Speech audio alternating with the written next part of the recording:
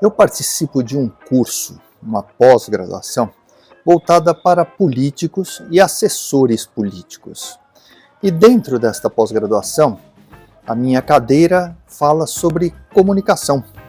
Como políticos podem se comunicar melhor para conquistar votos e conquistar adeptos, financiadores, patrocinadores. Enfim, existem algumas técnicas para isso. E se você é político ou trabalha para um político, especialmente nesta área de comunicação, este vídeo vai te interessar.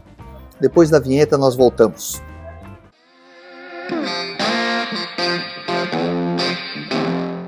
Quando você trabalha com política, ela tem uma característica diferente de trabalhar com empresas. Por quê? Toda vez que a empresa comete um deslize, gera uma crise, provoca um dano qualquer, ela é obrigada a assumir este dano. Não tem como transferir esta responsabilidade. Ela sempre será responsabilizada por isso. Portanto, você precisa trabalhar pensando em recuperar a imagem, recuperar a reputação que ficou ferida. No caso de político e em casos de religião, isso não é uma verdade absoluta. Vou explicar. Quando você adere a algum tipo de culto, não importa a religião, mas algum tipo de culto, é provável que o líder religioso te diga: olha, você contribui com a nossa igreja, você dá o dízimo, se for o caso, você reza bastante e pede por aquilo que você quer obter, como uma graça divina. A nossa igreja, eu, o seu líder religioso, somos o caminho para você chegar até lá, a realização desta tua promessa. Muito bem, vamos supor que você peça para arrumar um emprego. O que acontece? Se você obtiver este emprego, quem foi que conseguiu para você? A igreja, o culto, o líder religioso. Mas se você não conseguiu o seu emprego no tempo que você esperava, de quem é a responsabilidade? Sua, porque você não teve fé suficiente. Você não rezou com a fé necessária e não contribuiu efetivamente o tanto que poderia com a sua igreja.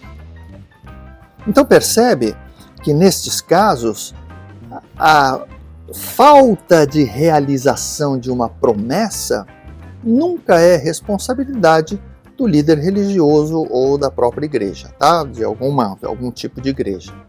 No caso político, pode acontecer a mesma coisa. E volto a dizer, se você é um político ou se você trabalha o processo de comunicação para um político, você pode pensar nisso. Exemplo, o político teve um mandato que pode ser de vereador, deputado estadual, federal, qualquer coisa, prefeito, governador, mas ele não conseguiu cumprir as promessas de campanha dele. Ele prometeu mundos e fundos e não cumpriu. Qual é a comunicação a ser feita? Olha, esta era a minha proposta para vocês, para a sociedade, para o meu povo, o meu eleitor. E não fui eu que não consegui. Eu fui barrado. Me impediram de chegar até lá. Quem impediu? A Câmara dos Vereadores, a Assembleia Legislativa do Estado, o Congresso de um modo geral, os outros políticos, a oposição. Eu tenho ótimas ideias. Eu queria colocar tudo isso em prática, mas não me deixaram. Então você está percebendo que neste processo de comunicação, o responsável não é o político, é a circunstância, é o cenário, são os outros, mas nunca o próprio político. Só que para isso tem uma outra pitadazinha de informação necessária. todas as ideias interessantes, bacanas, elas devem ser muito comunicadas. Todo mundo deve saber quais são as ideias. Comunicadas como? Especialmente nas redes sociais, por quaisquer outros meios, em entrevistas para a televisão, utilizando todo o trabalho de assessoria de imprensa.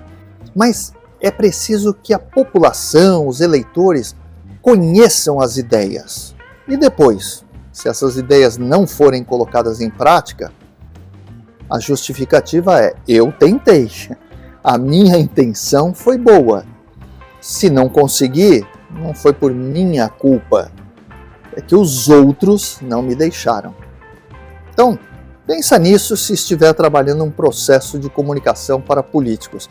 Agora, a minha recomendação política é: se você prometeu, veja se realmente consegue cumprir aquela promessa, tá bom? Isso é um bom político, aquele que promete e cumpre o que prometeu. Se você gostou, deixa aqui um like, se inscreve no canal, marca no sininho para ser avisado dos próximos vídeos e nos vemos logo mais. Tchau!